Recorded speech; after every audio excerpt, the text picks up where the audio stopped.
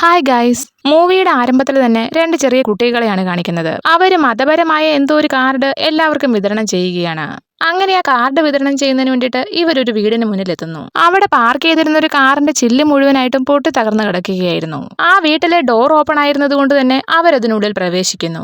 ആ വീട് മുഴുവനായിട്ടും അലങ്കോലമായി കിടക്കുകയായിരുന്നു. അവിടുത്തെ ഭിത്തിയിൽ ബ്ലഡ് ചിതറിയിട്ടുണ്ടായിരുന്നു. മാത്രമല്ല നിലത്ത് കത്തിയും തോക്കും അങ്ങനെ പലതും ഉണ്ടായിരുന്നു. ഈ വീട്ടിൽ എന്തോ അരുതാത്തത് നടന്നിട്ടുണ്ട്. പിന്നീട് നമ്മളെ കാണിക്കുന്നത് ഫ്രണ്ടിന്റെ മാരേജിന് പോകുന്ന ജെയിംസിനെയും ക്രിസ്റ്റ്യാനെയുമാണ്. മാരേജ് ഒക്കെ നടന്നുകൊണ്ടിരിക്കവേ ക്രിസ്റ്റ്യാനെ ഒന്ന് സർപ്രൈസ് ചെയ്യുന്നതിന് വേണ്ടിയിട്ട് ജെയിംസ് അവളെ കൂട്ടിക്കൊണ്ട് വെളിയിലേക്ക് വരുന്നു. അവൻ പതിയെ അവന്റെ പോക്കറ്റിൽ നിന്നും ഒരു റിംഗ് ഒക്കെ എടുത്തിട്ട് അവളെ പ്രപ്പോസ് ചെയ്യുന്നു. പക്ഷേ അവളൊരു കല്യാണത്തിനൊന്നും റെഡി ആയിരുന്നില്ല. അതുകൊണ്ട് തന്നെ അവൾ അത് റിജക്ട് ചെയ്യുന്നു. സത്യം പറഞ്ഞാൽ രണ്ടുപേർക്കും പരസ്പരം അങ്ങോട്ടും ഇങ്ങോട്ടും ഇഷ്ടമൊക്കെ തന്നെയായിരുന്നു. അതുകൊണ്ട് തന്നെ ക്രിസ്റ്റ്യാന്റെ ആ നോയ് ജെയിംസിനെ വല്ലാണ്ട് സങ്കടപ്പെടുത്തി. ഫ്രണ്ടിന്റെ കല്യാണമൊക്കെ കഴിഞ്ഞതിന് ശേഷം ജെയിംസും ക്രിസ്റ്റ്യാനും ഒന്നിച്ച് ജെയിംസിന്റെ ഒരു സമ്മർ ഹൗസിലേക്ക് വരുന്നു.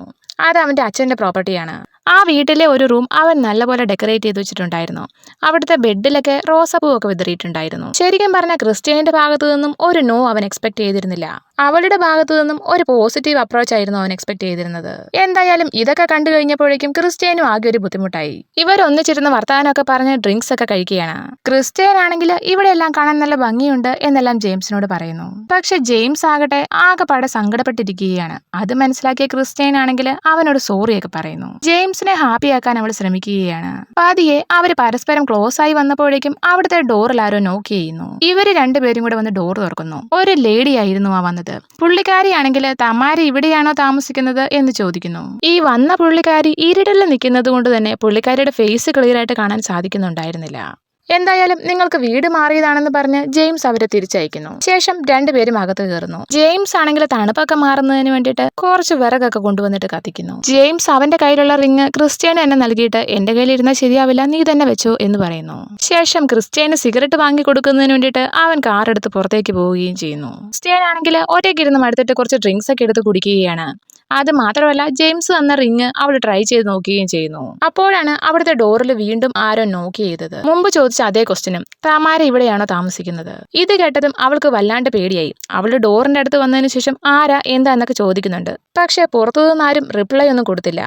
എങ്കിലും അവൾ ഡോറൊന്നും ഓപ്പൺ ആക്കിയില്ല. അവൾക്ക് വല്ലാണ്ട് പേടിയായി തുടങ്ങി. ഈ സമയം കൊണ്ട് ജെയിംസ് കത്തിച്ചു വെച്ചിട്ട് പോയ തീ കെട്ടുപോയതിനാൽ തന്നെ അവിടെ എല്ലാം സ്മോക്ക് ആകുന്നു. അതുകൊണ്ട് തന്നെ അവിടുത്തെ ഫയർ അലാം ഓൺ ആവുന്നു.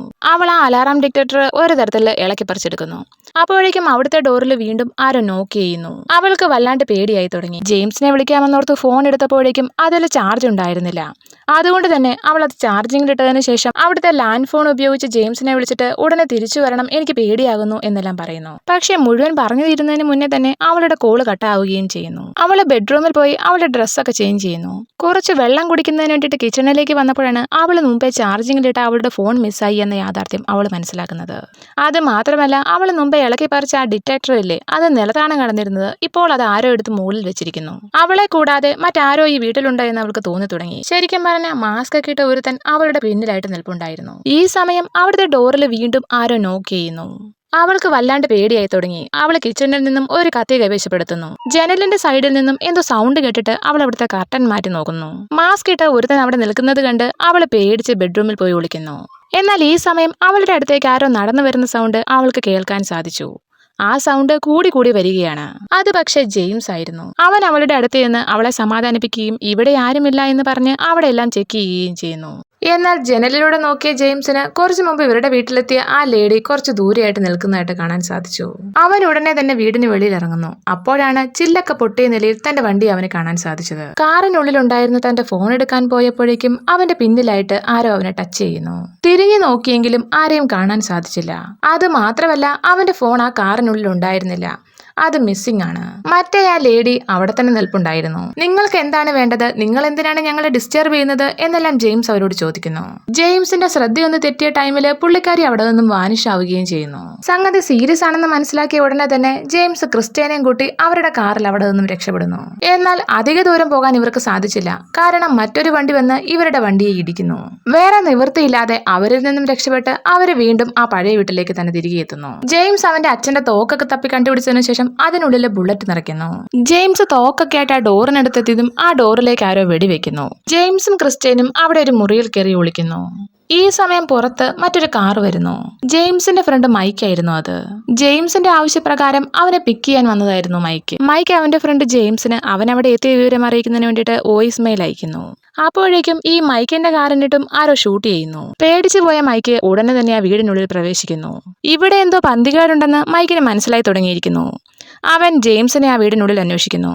എന്നാൽ ഒളിച്ചിരിക്കുന്ന ജെയിംസ് അങ്ങോട്ടേക്ക് വന്നത് തന്റെ ബെസ്റ്റ് ഫ്രണ്ട് മൈക്കാണെന്ന് മനസ്സിലാകാതെ അവനെ ഷൂട്ട് ചെയ്യുന്നു.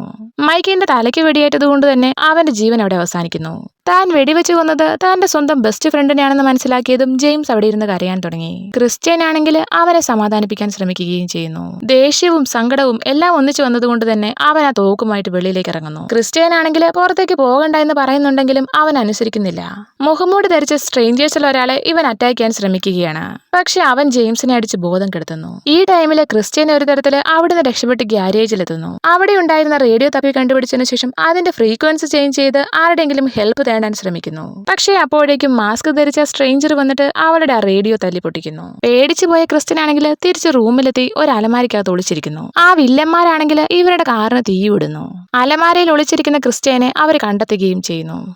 അവരവളെ ഒരു കത്തി ഉപയോഗിച്ച് കൊല്ലാൻ തുടങ്ങിയപ്പോഴേക്കും ജെയിംസ് അങ്ങോട്ടേക്ക് കയറി വരുന്നു. ജെയിംസ് ആ സ്ട്രേഞ്ചറിന്റെ ശ്രദ്ധ തെറ്റിച്ചതിനു ശേഷം ക്രിസ്ത്യനോട് അവിടെ നിന്ന് മൂടി രക്ഷപ്പെടാൻ ആവശ്യപ്പെടുന്നു. അവൾ അവിടെ നിന്ന് മൂടി അടുത്ത മുറിയിലെത്തിയപ്പോഴേക്കും അവിടെ ഉണ്ടായിരുന്ന ഒരു സ്ട്രേഞ്ചർ അവളുടെ തല ഭിത്തിക്കിട്ടടിച്ചിട്ട് അവളെ ബോധം കെടുത്തുന്നു. പതിയെ നേരം വെളുക്കുന്നു. ജെയിംസിനെയും ക്രിസ്ത്യനെയും ആ വില്ലന്മാര് കെട്ടിയിട്ടിരിക്കുകയായിരുന്നു. അവര് രണ്ടുപേരും എന്തിനാണ് ഇങ്ങനെയൊക്കെ ചെയ്യുന്നത് എന്നെല്ലാം അവരോട് ചോദിക്കുന്നു. നിങ്ങൾ വീട്ടിലായതുകൊണ്ടാണ് എന്ന അവ്യക്തമായ ഒരു മറുപടി നൽകിയതിനു ശേഷം അവരവരുടെ മാസ്കുകൾ അഴിക്കുന്നു. പക്ഷേ അവരുടെ ഫേസ് നമ്മളെ കാണിക്കുന്നുണ്ടായിരുന്നില്ല. ഒരു കത്തി ഉപയോഗിച്ച് ജെയിംസിനെയും ക്രിസ്ത്യനെയും അവർ അവസാനിപ്പിക്കുന്നു. പിന്നീട് നമ്മളെ കാണിക്കുന്നത് ആ രണ്ട് കുട്ടികളിലെ നമ്മൾ ആദ്യം കണ്ട അവർ നടന്നു വരുന്നതാണ്. ആ കുട്ടികളെ കണ്ടതും ഈ വില്ലന്മാര് അവരുടെ അടുത്ത് വണ്ടി നിർത്തുന്നു. കുട്ടികളുടെ കയ്യിൽ നിന്നും ഒരു കാർഡൊക്കെ വാങ്ങിച്ചതിനു ശേഷം അവർ യാത്രയാകുന്നു. കൊലപാതകങ്ങൾ നടന്ന വീട്ടിലെത്തിയ കുട്ടികൾ അവിടെയുള്ള ഡെഡ് ബോഡികളെല്ലാം കണ്ടിട്ട് പോലീസിനെ വിവരം അറിയിക്കുന്നു. ആ കുട്ടികളിൽ ഒരാള് ക്രിസ്ത്യന്റെ മൂക്കിനടുത്തേക്ക് വിരൽ കൊണ്ടുവന്നതും അവൾ ആ കുട്ടിയുടെ കയ്യിൽ ചാടി പിടിച്ചതിനു ശേഷം ഉറക്കെ നിലവിളിക്കുന്നിടത്ത് ഈ മൂവി ഇവിടെ അവസാനിക്കുന്നു. Thanks for watching.